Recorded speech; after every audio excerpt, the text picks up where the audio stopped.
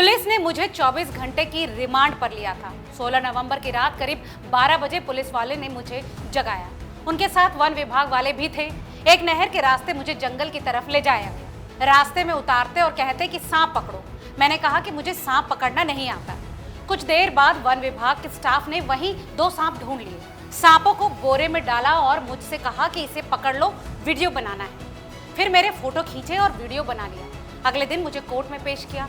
Police ने कहा कि ये सांप मैंने रखे थे। मैं 2 हफ्ते से जेल में था। आप खुद सोचिए कि अगर सांप मैंने रखे होते तो इतने दिन तक वो जिंदा कैसे रहते। ये सवाल कोर्ट में हुआ तो जज साहब भी हंसने लगे। यही वजह है कि इस केस में सबसे पहले मुझे जमानत मिली थी। ये राहुल नाथ है। राहुल पर आरोप है कि वो यूट्यूबर एल्विश यादव को सांप और स्नेक वेनम सप्लाई करता था। नोएडा पुलिस ने 2 नवंबर 2023 को इस केस में 5 सपेरों को पकड़ा था। पुलिस ने 32 साल के राहुल को मुख्य आरोपी बनाया। 3 हफ्ते में ही सभी सपेरों को जमानत भी मिल गई। उसके बाद इस मामले में पुलिस ने 17 मार्च 2024 को एल्विश को भी अरेस्ट कर लिया। 22 मार्च को उसे भी जमानत मिल गई।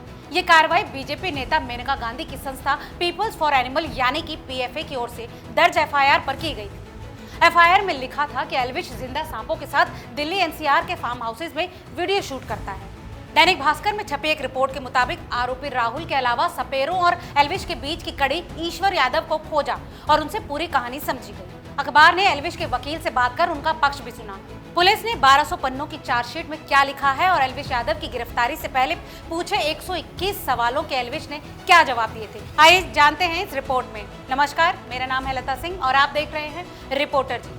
नोएडा के सेक्टर 51 में शेवरॉन बैंक्वेट हॉल के पास से पुलिस ने 2 नवंबर 2023 को 5 सपेरे पकड़े थे। उनके पास 9 सांप और 20 मिलीलीटर स्नेक वेनम भी मिला था। इस केस में पीएफए के गौरव गुप्ता की शिकायत पर एफआईआर दर्ज हुई थी।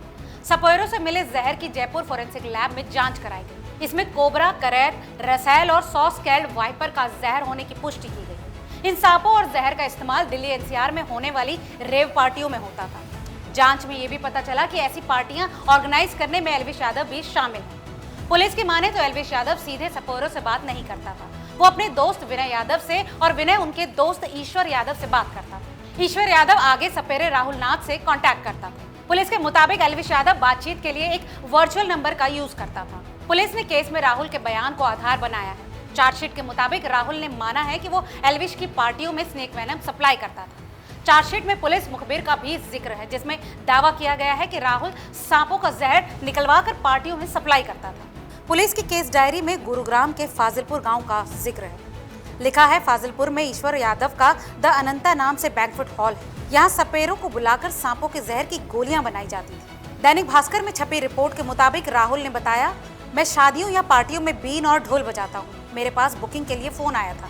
कहा कि नोएडा में बच्चे के बर्थडे की पार्टी है। पहले ढोल बुक कराया, फिर फोन आया कि ढोल के साथ बीन पार्टी भी चाहिए। कॉल करने वाले ने कहा था कि आप तो यादव भाई के लिए करते रहते हो। मैंने पूछा कि कौन यादव?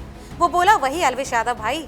मुझे नहीं पता था कि एल्विश यादव कौन है, लेकिन उसके नाम पर काम मिल रहा था, इसलिए मैंने झूठ कह दिया कि अच्छा हाँ, आपको मेरा नंबर उनसे ही मिला है क्या? मुझसे यही गलती हुई कि पैसे कमाने के लिए उसकी हाँ में हाँ मिला दी। 2 नवंबर 2023 को मैं पार्टी वाली जगह गया था। साथ में 7 साल का बेटा, 17 साल का दिव्यांग भाई, पिता, चाचा, 70 साल के एक बुजुर्ग समेत कुल 8 लोग गए थे। हमारे पास सिर्फ बीन और ढोल थे, सांप नहीं थे। सांप तो हम रखते ही नहीं। वहाँ हमें पकड़ लिया। कहा कि एल्विश यादव का नाम ले लो तो तुम्हें सजा नहीं कराएंगे। एफआईआर में लिखा है कि पीएफए के लोगों को मेरा नंबर एल्विश यादव ने दिया था। अगर ऐसा है तो उसकी कॉल रिकॉर्डिंग और सबूत दिखाएं। अगर एक भी एविडेंस दिखा दें तो मैं केस की जिम्मेदारी ले लूंगा। एल्विश यादव क्या, उसके किसी दोस्त को भी नहीं जानता हूँ या मिला हूँ, तब भी जिम्मेदारी ले लूंगा। जिस बोतल में जहर होने की बात कही है वो मेरे बैग में पीएफए वालों ने डाली थी। जबरन बोतल हाथ में देकर फोटो खिंचवाने के लिए कहा तो मैंने 2 उंगली से ढक्कन पकड़कर बोतल उठाई थी। अगर मैंने उसमें जहर डाला होगा तो उस ढक्कन के साथ बोतल पर मेरे फिंगरप्रिंट मिलेंगे। फोरेंसिक जांच में साबित हो जाए कि बोतल पर ढक्कन के अलावा मेरे निशान हैं तो मुझे सजा मंजूर है। पुलिस ने ईश्वर यादव और विनय को एल्विश और सपेरों के बीच की कड़ी बताया है। हालांकि ईश्वर इससे साफ इनकार करते हुए कहते हैं, मैं और विनय यादव एक ही गाँव फाजिलपुर के हैं। पुलिस की बस यही बात सही है, बाकी सब गलत है।